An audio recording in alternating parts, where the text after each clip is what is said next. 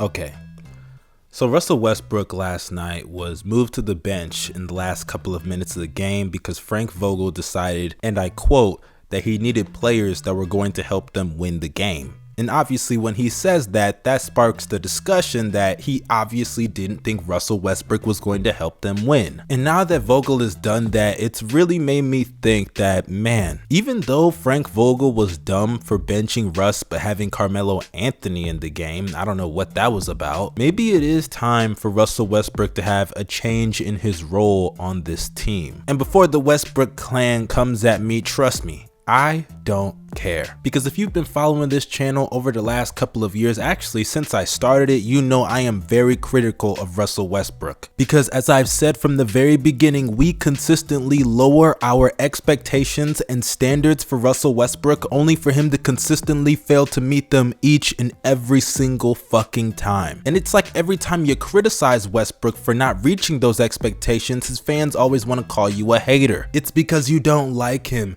It's because you guys want to push a false narrative. You guys don't know how great of a father he is, or in the case of Russell Westbrook's brother Ray, you guys just don't keep the same energy. And I can tell you right now that none of that shit is true at all. If you've been watching my channel for a long time, you know I keep the same energy. When Westbrook was playing great in Houston, I gave him his props. I even made a video titled Westbrook might be a top 5 player right now. But when I saw him stat pad all those years in OKC and consistently overperform, I had to make a video titled 5 reasons why he's overrated. And trust me, that video was made years ago, but a lot of those things still hold true to this day. So don't come on my page telling me I don't know how great of a father he is and I'm just some hater that lives in my mom's basement, because none of that shit is true. But now that I have squashed all of those goofy Russell Westbrook stan boys and they've cried enough in the comment section, if you enjoy my content, drop a like on this video. Let's get those likes all the way up, because you know the stan boys are gonna try to dislike me. So to counteract that wave, don't forget to drop a like on this video and subscribe to the channel if you're new. Press that bell for post notifications, and don't forget to follow me on social media. The links are down below. I'm pretty active on Twitter and I do Twitter spaces as much as I possibly can, so make sure you go and follow me. But without further ado, let's get back to the subject of discussion and talk about Westbrook's role on this team. Now, to be quite honest with you, Russell Westbrook this year has been very bad. Like honestly, he's been terrible. And I know people are always going to be quick to say, hey, it's the first half of the season, bro. In the second half, he's gonna turn up. And my response to that is, do you guys not have any type of shame? Are you really relying on some meme we put on Twitter about Russell Westbrook turning up in the second half of seasons as your saving grace for why he's playing so ass right now? Because if so, like I said, have some fucking shame in your balls. And I'm so serious, nobody is paying you this much to dick ride that hard. Westbrook's just playing bad, let's just call it like it is. Because ever since that abomination of a Christmas performance that Russell Westbrook had where he got hung on the rim, Westbrook is averaging 15 points a game along with 7 assists and 9 rebounds, shooting 35% from the field, 28% from 3, and 73% at the free throw line. The only saving grace about his box score numbers ever since the month of December, or should I say the ending of December, is the fact that he's averaging nearly 3 turnovers a game. And if you know anything about Westbrook, that's very good for his standards. He could go out there any night and break the record for the most turnovers in a game, so props to him for not turning the ball over and acting like a dunce every play. But it's almost like because Russell Westbrook is focused on not turning the ball over, he can't be as aggressive as he normally is. Because even though Westbrook's been bad since Christmas, and I mean all-time bad since Christmas, I don't believe he's as bad as those numbers suggest. It's just due to the fact that he doesn't want to turn the ball over, so he's not being as aggressive. And for a guy that can't shoot, which makes defenses sag off of him when he's on and off the ball, the last thing that you can do is not be aggressive, because that just strips another aspect of your game away from you. And if you're a guy like Russell Westbrook at this late age and stage of your career, you don't have many aspects left to take away from. Now, I know what some people are going to say. Anthony Davis is on his way back, and sure, AD isn't what he was in the bubble, but he's still a really great player. And to that, my answer is, yeah, you're right, AD will be back, but unfortunately, nothing is going to change. If you do not remember, Anthony Davis was there earlier on in the year, and the Lakers were still bad. So I don't know what what kind of magical powers that Anthony Davis has. Maybe he has the Infinity Stones, because that's the only thing that can save this Lakers team right now. But there is another solution that may be able to help their season, or at least salvage some of it. And that is something that many people don't want to address, but it is the truth of what Frank Vogel said. Maybe Russell Westbrook needs to move to the bench. Because I don't know if many people know this, but Russell Westbrook, in the minutes that he's getting as a full-time starter, is not making the Lakers better. He's actually making them worse statistically. As for when he's on the court, they have an offensive rating of 108.9, and when he's off the court, it goes up to a 111.2. And then when you look at the defensive side of the ball, he's also not helping them on that end either. As for when he's on the court, they have a defensive rating of 111.7, and as for when he's off the court, it goes down to a 108.9. And it's not surprising to see those numbers considering the flaws he brings offensively that I explained earlier. And then on the defensive side of the ball, he's one of the worst off-ball defenders that I have ever seen in my life. I mean, think about it. When you watch Laker games, how many times do you see Westbrook ball watch or rebound hunt, and then it leads to an open three-point shot on the perimeter or a backdoor cut? It happens pretty fucking often. And when you look at the Lakers' problems as a whole, whether it's turnovers, lack of shooting, or bad defense, guess what all those things have in common? Russell Westbrook. So with Anthony Davis coming back, if I'm being real, I think the move should be to make Russell Westbrook the sixth man and run with the bench unit. Because when Westbrook is on the court with a guy like LeBron and Anthony Davis, he's only making their jobs way more difficult. In the case of LeBron James, he's done the best job possible as far as changing his game to fit with Westbrook, especially off the ball. He's shooting the ball well from the mid-range and from the three-point line, and hell, even his free throws are going in at a better rate than normal this season. The growth in LeBron's off-ball movement this year has truly been a pleasure to watch, but I can't say the same for Russell Westbrook. And because both of them kinda need the ball in their hands to be fully effective, and it's not no kinda, they actually definitely do, at the end of the day, they're both just taking away from each other's games, and Westbrook is just not good enough to have the ball that much, especially over someone like LeBron, who's one of the best players and playmakers in the game today. Then you look at how Westbrook fits with Anthony Davis, and I get it, they have the whole pick and roll lob connection, right? Well, guess what? I don't care about that shit, because the negatives outweigh the positives with those two on the court together having to play off of each other. Because if you watch some of the quote-unquote dumb jump shots Anthony Davis takes, yes, we know he likes to take those jumpers, but he only has to take a lot of them because the teams are already ready to help off of Westbrook because he's sitting in the corner when AD has the ball in his hands. And because Anthony Davis is still one of the better finishers at the rim in today's league, as soon as he gets the ball, those guys are going to sag off of Westbrook and bring the help towards Anthony Davis when he's in a one-on-one situation in the high post. And even when he's in the low post in the paint, it's the same situation, and AD's just not that great of a playmaker to consistently pass out of that shit. And hell, he shouldn't have to. So it comes down to one of two situations. You just bring back Anthony Davis and hope for the best, or you can move Westbrook to the bench and actually he could play a lot more free. Because if you look at Westbrook's flaws, those are the flaws of a bench player. A high usage guy that turns the ball over a lot, plays no defense, but can man the offense and get some buckets at the rim. That sounds literally like a bench player. The difference between Russell Westbrook now compared to previous years is just the lack of athleticism. The same flaws still apply, and at the end of the day, those flaws are killing this Los Angeles Lakers team. So guys, don't blame Frank Vogel for doing what's right by benching Westbrook at the end of the fourth quarter. If anything, you guys should be praising him for having the balls to do that, knowing his job is on the line on a game-to-game basis. By the way, all the Laker fans that are trying to make Frank Vogel the scapegoat, look, he has not done the best job, but bringing in any coach in the league, I don't care who it is, they're still going to struggle with this roster and you're probably going to be in the same position. I mean, how can you blame him for having a sus defense with sus defenders on the team? I mean, how can you blame him for Westbrook playing like shit when that's who Westbrook is? And how can you blame him for Anthony Davis not pushing his own damn self when that kind of stuff just comes from within? At the end of the day, I'm not saying that Vogel has done the best job. He definitely has had some sus rotations and he should be rightfully called out for it. But at the end of the day, the biggest problem is that your roster just sucks. And the sooner that Laker fans accept it, it will be much easier to process some of these L's that you rightfully deserve because like I said, your team just sucks. So in conclusion, move that nigga Russell Westbrook to the fucking bench.